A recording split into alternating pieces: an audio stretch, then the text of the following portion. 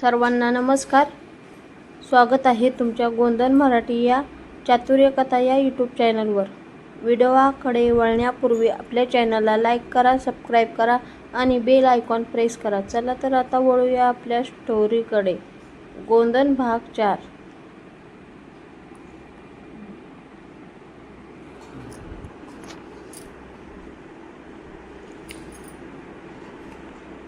मंदिराच्या मागे उभा असलेला तो माणूस दुसरा तिसरा कोणी नसून पुष्पाचा मामा होता.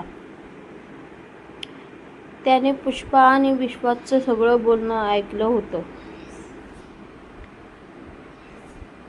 त्यांच्या डोळ्यात राग धगधगत होता.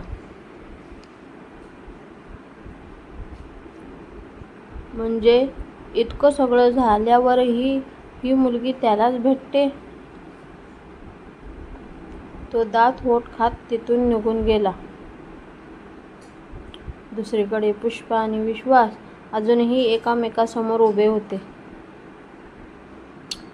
विश्वासच्या डोळ्यात आनंद आणि भीती दोन्हीही होत्या.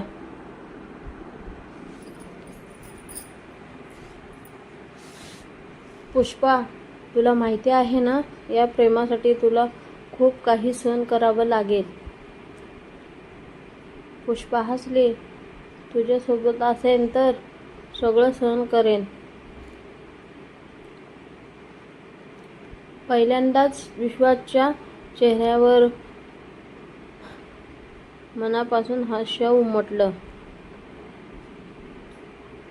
पण त्यांना कल्पना नव्हती, ही संकट अगदी जवळ उभं होतं. त्या संध्याकाळी मामा घरी पोचला. घरात वडील आणि आई बसले होते. मामाने रागाने सगळं सांगितलं. तुमची मुलगी अजूनही त्या विश्वासला भेटते. हे ऐकताच वडिलांचा संताप अनावर झाला.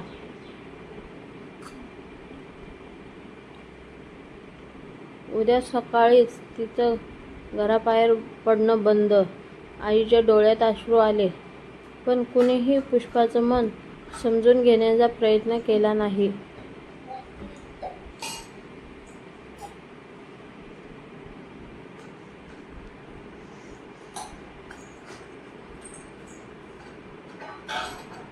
दुसऱ्या दिवशी पुष्पा उठली तेव्हा घराचा दरवाजा बाहेरून बंद होता. ती घाबरली.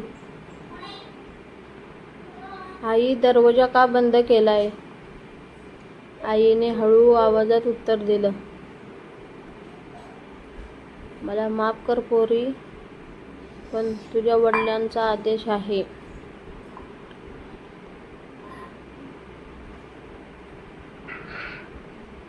पुष्पाच्या डोळ्यात अश्रू आले. ती खिडकीतून बाहेर पाहत राहिली. संपूर्ण गाव दिसत होतं, पण विश्वास दिसत नव्हता.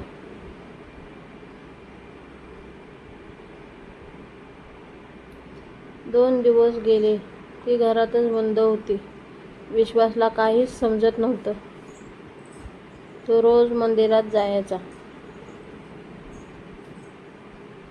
वडाच्या झाडाखाली बसायचा, पण पुष्पा यायची नाही. त्याचं मन अस्वस्थ झालं. शेवटी त्याने गणूला तिच्या घरी पाठवलं.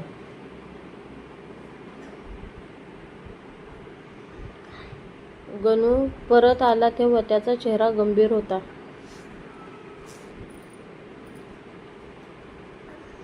विश्वास, काय झालं?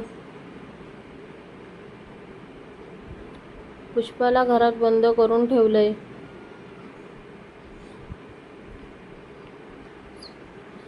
हे ऐकताच विश्वास हादरला. त्याच्या मनात हजारो विचार आले, पण तो काही करू शकत नव्हता. त्या रात्री गावात वादळी वारा सुरू झाला. आकाशात विजा चमकत होत्या. पुष्पा खिडकीजवळ बसली होती. तेवढ्यात तिला खिडकीबाहेर कोणीतरी दिसलं. ती घाबरली. पण पुढच्याच क्षणी तिच्या चेहऱ्यावर हसू आलं. तो विश्वास होता. पावसात पूर्ण भिजलेला. तो फक्त तिला पाहण्यासाठी आला होता. दोघे काही क्षण एकमेकाकडे पाहत राहिले. मग विश्वासने खिशातून ते छोटंसं फूल काढलं. तेच फूल जे त्याने जत्रेत तिच्यासाठी घेतलं होतं. त्याने खिडकीतून ते तिच्या हातात दिलं. पुष्पाच्या डोळ्यात आनंदाश्रू आले. हे माझ्यासाठी. विश्वासने मान हलवली. खूप दिवसापासून द्यायचं होतं. त्या क्षणी दोघांच्याही मनात एक वेगळीच भावना निर्माण झाली. ते प्रेम आता आणखी घट्ट झालं होतं.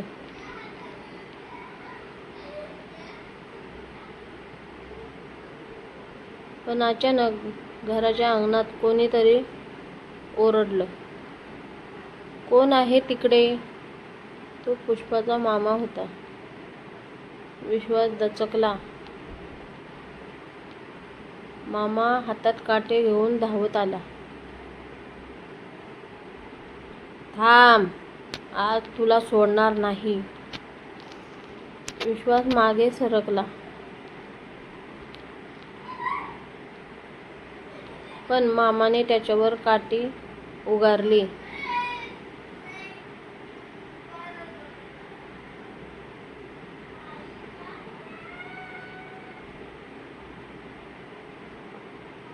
क्षणात गोंधळ उडाला. पुष्पा खिडकीतून रडत ओरडत होती, "मामा नका मारो." गावातील काही लोक धावत आले. त्यांनी दोघांना वेगळं केलं. विश्वासच्या कपाळातून रक्त वाहत होतं. पुष्पाचं हृदय तुटत होतं.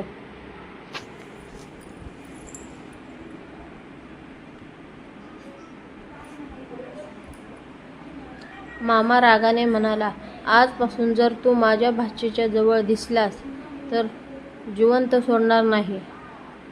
विश्वास शांतपणे उभा राहिला. त्याने रक्त पुसलं.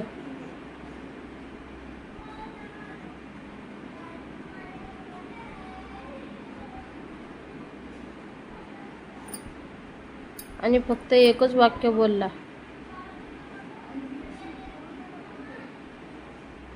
"मी तिच्यावर प्रेम करतो, त्यामुळे तिचे वाईट कधीच होऊ देणार नाही." हे ऐकून गावातील काही लोक पहिल्यांदाच विचारात पडले.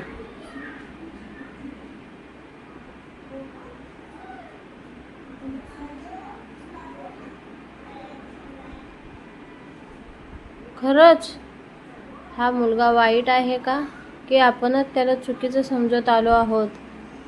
त्या रात्री पुष्पा खूप रडली. तर दुसरीकडे विश्वास जखमी अवस्थेत अंगणात बसला होता. तेवढ्यात त्याची आजी बाहेर आली.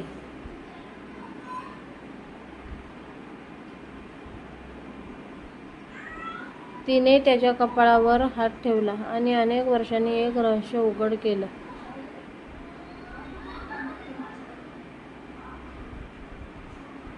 विश्वास, आता वेळ आली आहे त्या गुन्ह्यामागचं खरं सत्य सगळ्यांना सांगायचे.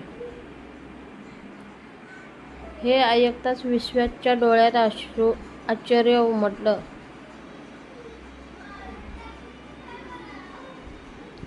कारण त्या गुन्ह्यामागे दडलेलं रहस्य संपूर्ण गावाचे आयुष्य बदलू शकत होतं.